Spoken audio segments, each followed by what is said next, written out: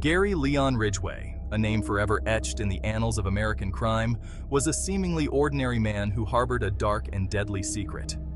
Born in Salt Lake City, Utah in 1949, Ridgway moved to Washington State, where he would later become infamous.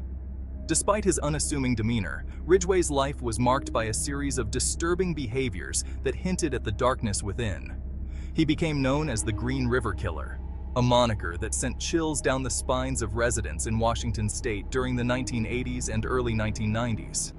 The Green River, a serene and picturesque waterway, became synonymous with terror as bodies began to surface, each discovery more horrifying than the last. The community was gripped by fear, and the police were under immense pressure to catch the elusive killer. Ridgway preyed on vulnerable young women, often runaways and sex workers, leaving a trail of devastation in his wake. These women, already marginalized and often overlooked by society, became easy targets for Ridgway's insatiable and twisted desires. He would lure them with promises of money or safety, only to brutally end their lives and discard their bodies like refuse. His crimes, marked by their brutality and the sheer number of victims, shocked the nation and left an indelible scar on the Pacific Northwest. The families of the victims were left to grapple with unimaginable grief, their lives forever altered by Ridgway's heinous acts. The media coverage was relentless, and the public's demand for justice grew louder with each passing day.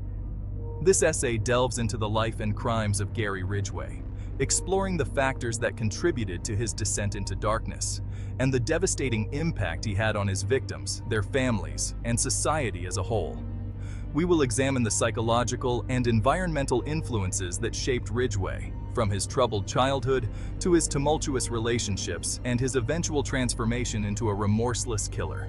Through a detailed examination of his early life, his modus operandi, and the investigation that ultimately led to his capture and conviction, we aim to shed light on one of America's most prolific serial killers.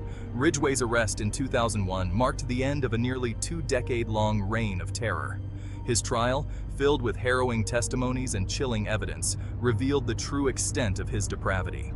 By understanding the complexities of Ridgway's psyche and the meticulous efforts of law enforcement, we hope to provide a comprehensive account of the Green River Killer's legacy and the enduring quest for justice.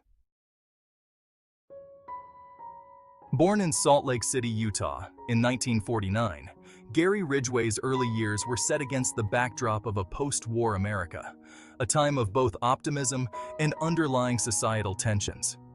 Gary Ridgway's childhood was far from idyllic.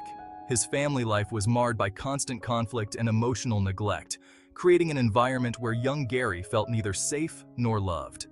Raised in a troubled home environment marked by domestic strife and instability, Ridgway exhibited disturbing behaviors from a young age.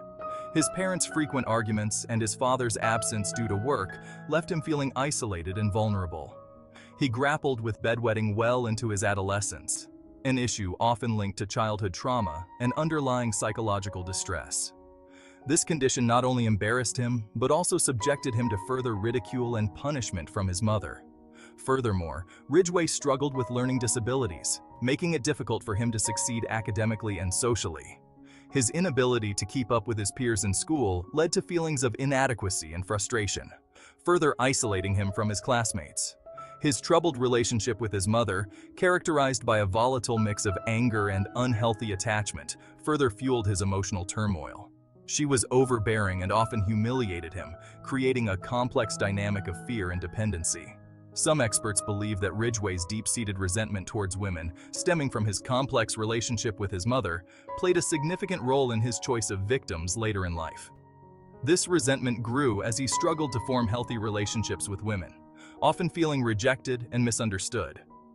As Ridgway entered adolescence, his behavioral problems escalated, and he began to exhibit signs of cruelty towards animals, a known red flag for future violent behavior in humans.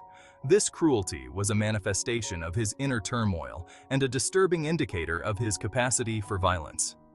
This period of his life, marked by instability, anger, and burgeoning darkness, laid the foundation for the monster he would become. The seeds of his future crimes were sown in these formative years, as he struggled with his identity and his place in the world. His inability to cope with his emotions and the lack of a supportive environment pushed him further down a dark path, one that would eventually lead to his infamy as one of America's most notorious serial killers.